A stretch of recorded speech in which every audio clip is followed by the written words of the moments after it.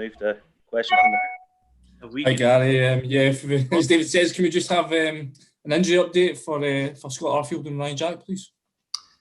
Scotty's en route to. It's obviously difficult to try and find a facility to get a scan for Scotty, but he's en route as we speak. So we're just waiting for the results to come back. But it's quite rare to see Scotty, lay down on a pitch and be carried off.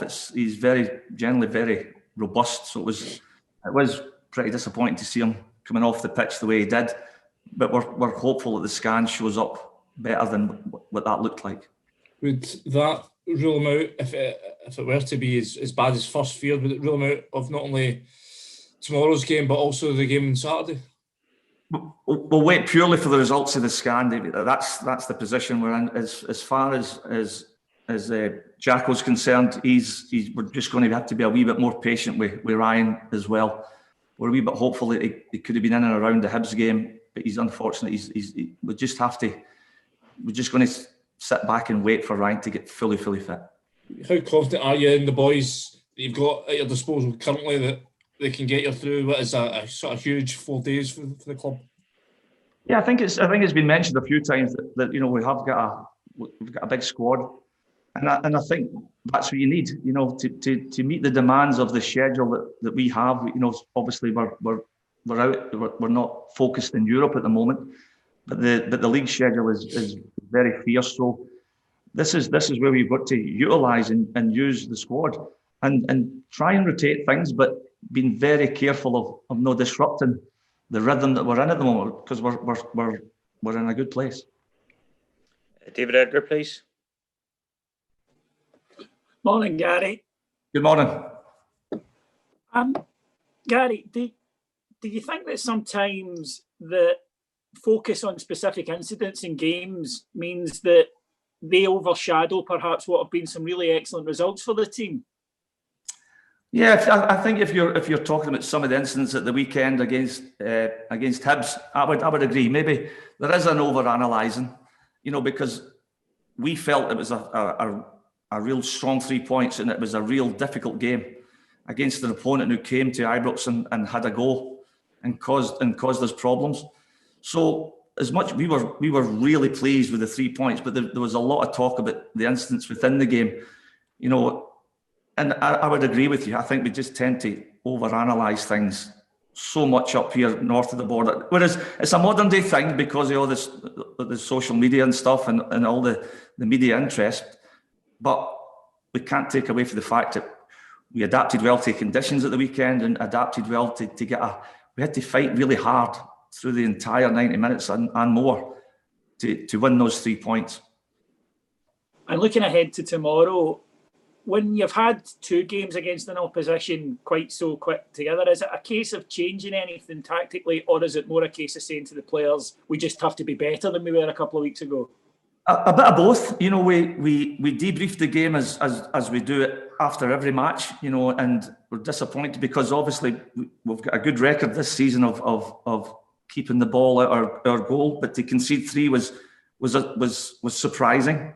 But we debriefed it, and there was some uncharacteristic little errors in there, which we obviously want to put right, and we don't want it to happen again. But it just doesn't involve the back 4 and the goalkeeper. It involves the entire team, and it's the entire team that's kept a good clean sheet record.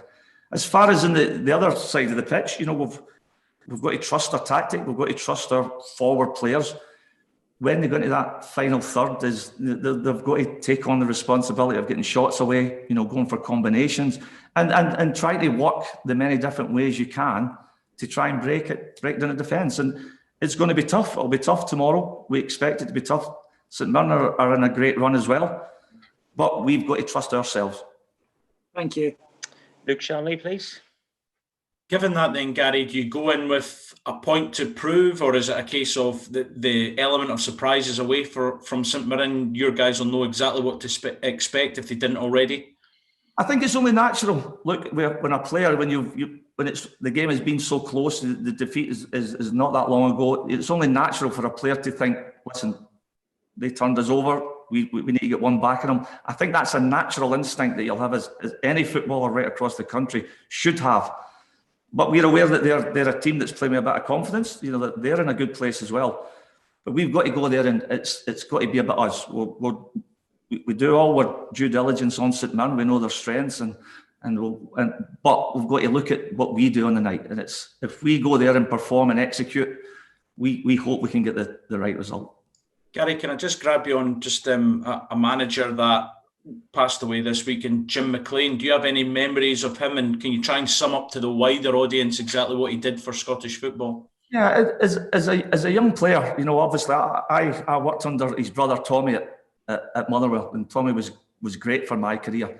And I suppose that the two of them are similar in the fact that they both have an amazing love for the game. You know, they are, and you can see that, you know, their hunger and desire and the way they approach games and the discipline.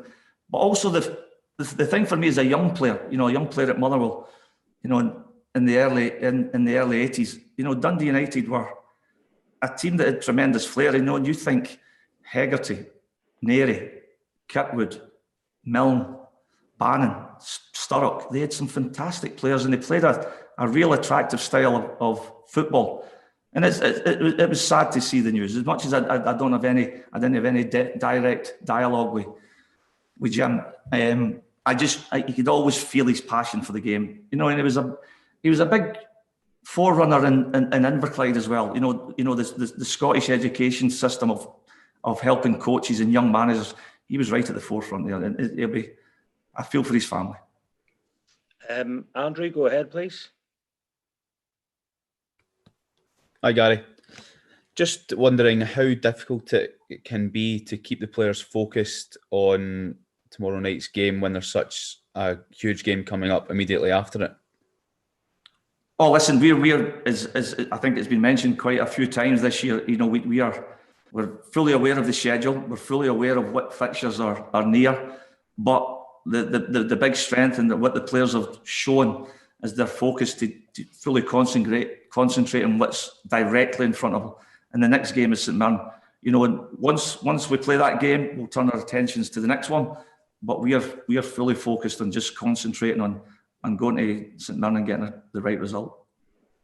Given that it was St Mirren that knocked you out of the cup, does that one hurt just a wee bit more because there was silverware directly at stake, and does that spur you on for tomorrow? No, absolutely. There was disappointment, you know, and that's only natural. The game's been debriefed and it's been dealt with. We were more interested in what sort of reaction the players would come up with, and that's been very positive. 9 points since that game, you know, a couple of clean sheets, scored 3 goals on 2 occasions. So we're disappointed with the result, but the reaction has been very, very good. And finally, Peter Morton, go ahead, please. Gary, taking the European games out of the equation, is it fair to say that St Mirren are the one team domestically that's caused you the most problems?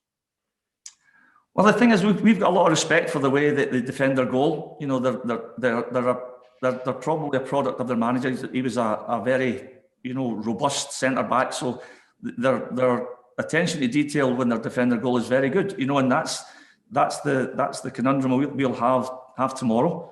We'll go there, but it's as much as we respect what St Mirren are doing and the fine run that they're in. We're fully focused on us. It's about what we do. If we go there and execute and play to our capabilities, hopefully we can get the right result here. And how important do you believe it is to make sure you get that win, bearing in mind the enormity of what's coming in January the 2nd? Well, as we go into nearly every fixture from day one, we've been under that pressure to get the right result. So this is just another game. Our preparation is short because obviously the amount of games, but we'll just begin into this game like we have been in the last 3 since that poor result in the cup, fully focused, you know, looking to get the win. Great job, lads. Everyone, thank you very much. We'll see you tomorrow. If you're making it to Paisley, all the best. Cheers, guys. Thanks, Gary. See you later. Cheers, guys.